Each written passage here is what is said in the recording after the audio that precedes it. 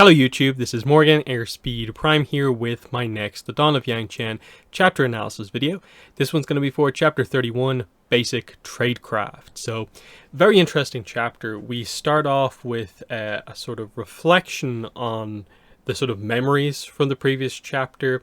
Yangchen reflecting on Jetson basically being trapped in the spirit world, what some of the immediate aftermath of that actually was, and her connecting a few of the pieces together that's happened, like the Phoenix Eels on Mainka Island, and, for this book, finishing up what we're doing with the kind of Jetson plot point. But then we move into Yangchen arriving on Port Tugak, and, basically infiltrating there, getting into a little bit of trouble and having to sort of get her way out. And she realizes that the only way she's going to get out of this situation is by going to the nearby Order of the White Lotus safe house. So that's effectively what we cover here in this chapter. So let's jump in. So a lot of interesting stuff at the start. A body empty of its spirit couldn't survive long, not even with the best healing. So if you're familiar with a lot of the lore that we learned in Legend of Korra Book 2, you'll be very familiar with the situation going on with Jetson and a lot of the mechanics that they're talking about here of like, oh yeah, well, if you separate your spirit from your body keeps itself alive for a certain amount of time. That can be extended through healing, but it's not indefinite. So you can only be absent from your body for a very certain amount of time before your body dies.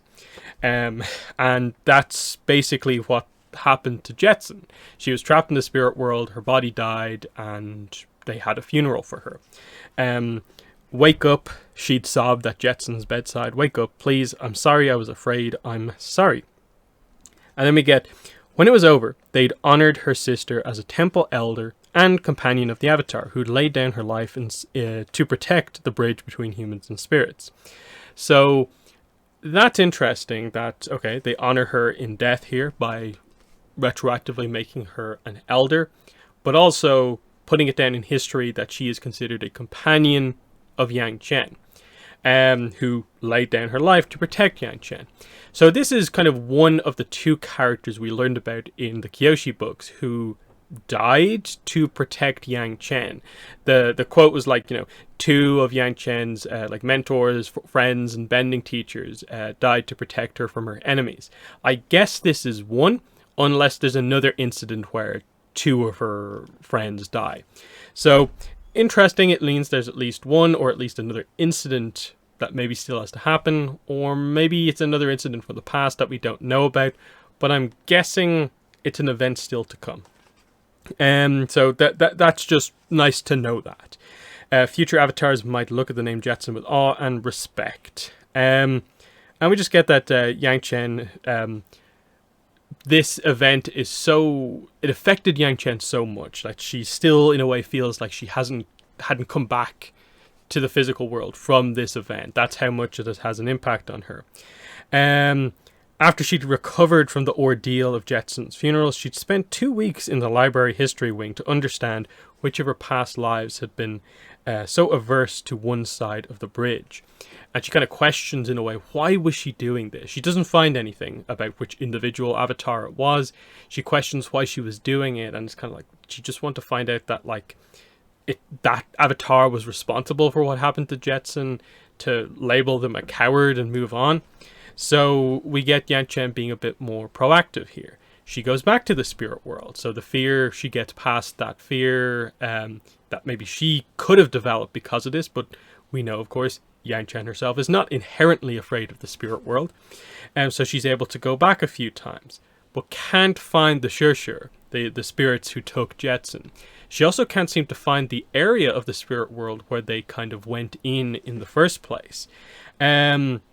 So yeah, it says the location she'd meditated to at Jetson was neither her entry point nor a place she could find. And she, she'd walked many a maddeningly similar dreamscape in search of beastly spirits. No success. So she never even gets the opportunity to, in a way, prove to herself that she can stand up to those spirits again and that she is different than past avatars who were afraid of spirits. Then she addresses the Phoenix Eel spirit vision that she was given, which again was a vision through the eyes of Jetson and what Jetson is experiencing in the spirit world. Now, obviously, we more or less know it's the Fog of Lost Souls. It's described here as that howling mist. And Yangchen feels it's an impossibility, that she's never heard of this place before and can't find anything about it. She then asks the question, was it possible for a human being's spirit to survive onwards long after the body had perished? There were stories, tales of gurus who had departed from their physical forms peacefully, but of course, no first-hand testimonies. So again, if you're familiar with a lot of the lore of Avatar, you know that Iroh is an example of this exact situation. That's what he did. Instead of dying, he meditated into the spirit world, continues on. His body eventually died, but he persists on as a spirit. We learned from, I think, episode commentaries from the Blu-rays for Korra that the Painted Lady is another example of a human who became a spirit.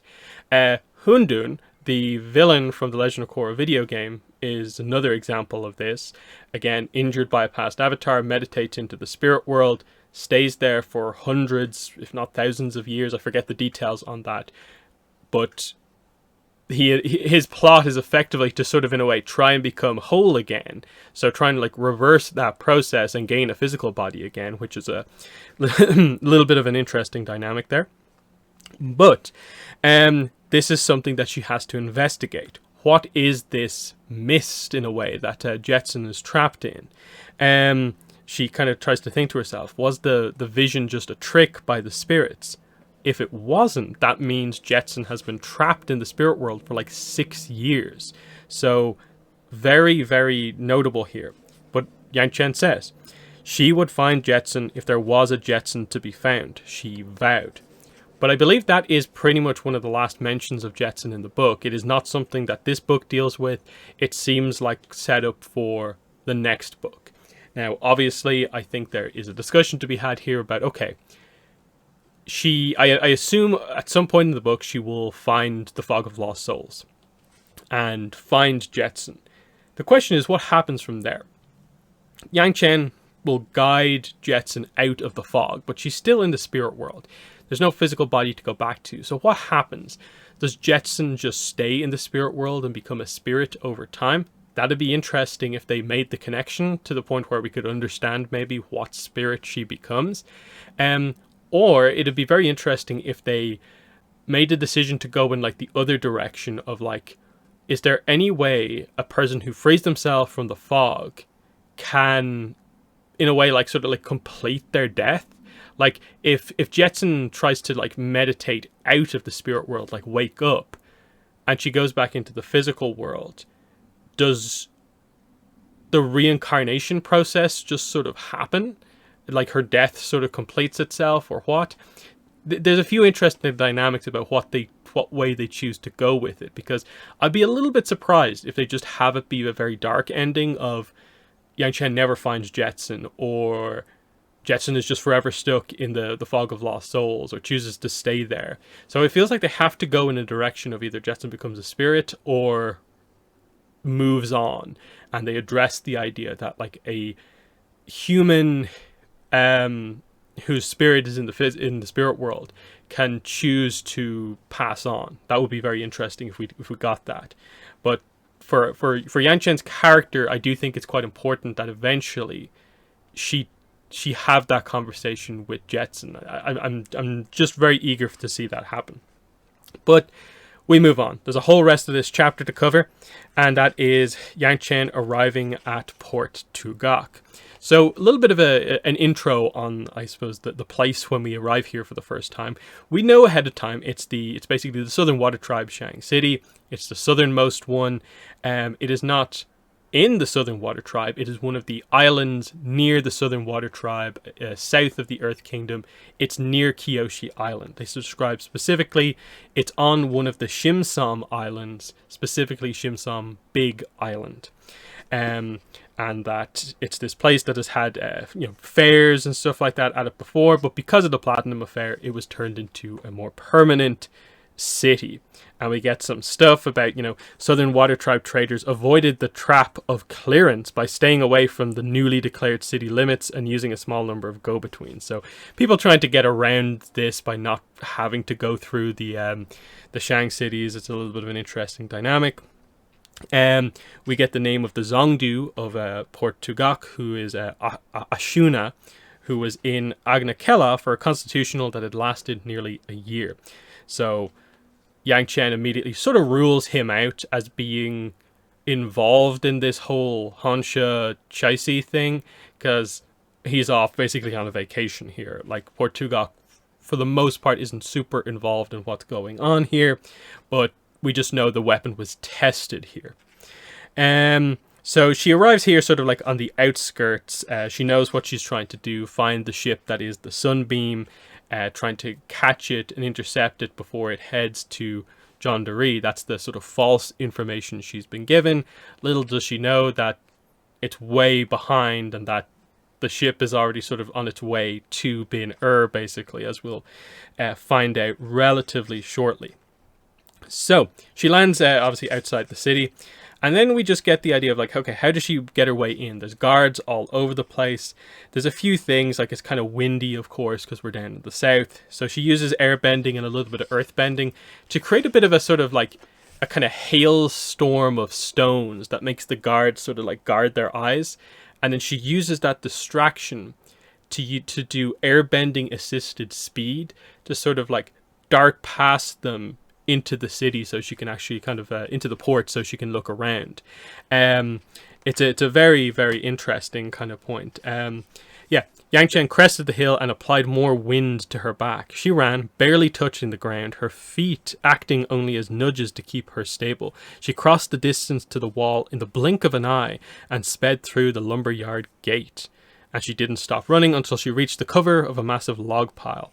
And then it's mentioned later on that, it's been a long trip here. A lot has happened in the last few days. She is exhausted, especially after performing an energy-intensive ability like airbending assisted speed. Now, it's not described in, I suppose, a massive amount of detail here, but the idea of it seems to be more or less like we've seen with Aang, is just that it's basically creating your own slipstream for yourself. It seems to be partially, giving yourself like the wind at your back, but also the slipstream by like clearing the air out ahead of you. So kind of double way of kind of giving you that speed, which is kind of interesting. So after this, she realizes that as she's looking around, she's obviously undercover. She's hiding like her arrow tattoo. She just looks like a normal person, and she knows she can't be spotted as the Avatar here. But she's still a suspicious person who's not really meant to be here around the dock. So she's just walking around and sort of realizes that, okay, people are looking at me. I'm being tailed here. And she does a few little tactics to try and get them off her back, but realizes that, like, nope, they're following me. And more than that, they're like boxing me in. They're guiding me in a specific direction as if there's like a trap being prepared. And then she gets to a point where she realizes, I'm going to need to take action here. But to hide being the Avatar, I have to make a decision here. I choose one element and stick to it. And she kind of goes through it and is kind of like, okay, can't do air. That will immediately alert them to it's being suspicious, because air nomads don't tend to do this sort of spy work sort of stuff. She doesn't want to use firebending because it will make too much light and potentially like bring more people to the area. The specific area that she's in doesn't have that much water around, or it will be a big effort to bring water in. So she decides on earth. And as she decides this, she looks at the ground. And the guy who she's basically going up against sees that. He looks at the ground too. And it's basically at the same time both of them realize that, like, we're both earthbenders. We're going to go at each other here. So he prepares to do a big earthbending attack using the ground in front of them, between them. Whereas Yangchen is just kind of like, I've noticed that the walls are the way they're made are made in this sort of way where like there's a lot of kind of what's the specific wording that they use on it here? Um, yeah. Clumps of sod burst out of a bad seal in the log wall. So it's described that, you know, the city's put together like pretty quickly, so they're not the most sturdy walls, but the things that are keeping the log walls together. She uses that while the other guy's going for big earth, and she immediately knocks out most of the guys. In the middle of the little bit of action, like a pebble kind of like puts her hood down, and the guy realizes it's her. So she has to knock him out, but this means that she basically has to handle what's going on with the guards, because she can't just kill them. She's not going to kill them. So she has to find somewhere to put them and keep them out of the way until things, improve. And it says here at the end, she stared at her limp, downed foes as if they might offer up a solution. She herself could think of only one, and she really, really didn't want to use it. So this is where we get the idea, like, there's a little bit more history here, pre-Platinum Affair thing. So before Port Tugok was a Shang city, we get the idea. It had been the site of water tribe trade fairs going back into the ancient past. There were a few great karmat of turf and stone in the city that had been carefully maintained over the centuries, and they remained important centers to those who knew their significance. Yangchen goes to one of these lodges and knocks on the door and is like, I'm looking for a game. And a water tribe man opens the door and doesn't answer. He just kind of looks at who she is and is just like, nope. And Yangchen repeats, I said, I want a game. You're not going to humor me? Get the board. And he just says, I'm pretty sure you're not a member. And Yangchen just reads out the whole White Lotus spiel at this point. I see you favor the White Lotus gambit. Not many still cling to the ancient ways. And it says here, like, Yangchen said, lowering her voice, half in mimicry, half in mockery of this man trying to bar the garden gate to she who had eaten the fruit and tasted its mysteries. Those who do can always find a friend. So she's doing both sides of the conversation here. But the guy isn't giving her anything and is just trying to close the door. She earthbends a wedge in the door to keep it open and does the whole thing of like, okay, no board. Let me just like relay to you the placement here, and it's just like Jasmine 1-7, Rose 2-6, White, Lily 3-6, and basically does the full placement of the kind of White Lotus kind of initial meeting sort of code, and she's kind of like, and then you're meant to say, welcome sister, the White Lotus opens wide to those who knows her secrets, and he just won't do it. And she really just tries to get through to him, just like, you've no way of knowing I'm not a member. You have to let me in because I did the whole thing. And then he's kind of just like, why are you really here? And she just steps aside and is just like, these 3 unconscious men need to be looked after. And he's like, I need to get a higher ranked Lotus, and just closes the door to get someone. And this sets up, of course, the next chapter and the big reveal of who the main Lotus is of this area, which amazingly was set up from much earlier on in the book and is a really, really kind of cool connection when it actually happens. So it's this idea that we sort of get here, that it's not that Yangchen herself is a White Lotus member. Because she has the whole past life memory thing, all it is saying is just that a previous avatar clearly either was a member or found out the code thing, and that's how she knows it. So really kind of a fun thing overall, what's going here. And yeah, like it's one of those ones where, like, obviously we don't know too much about specifically how the Paisho game is played, but, you know, there's some details here about some of the tiles, which I think most people have figured out, but it's still nice to get that.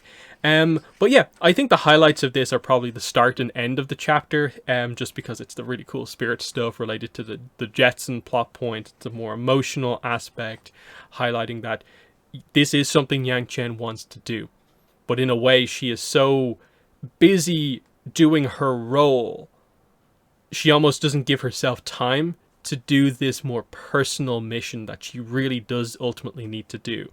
But it's definitely a setup for the future. The ending with the White Lotus stuff is, I think, just a great reference to bring it into play. It was very subtly used in the Kyoshi novels, so I like that it's being brought a little bit more into the spotlight in this one. Just highlighting that, okay, yeah, it's an ancient organization, so of course it goes back this far.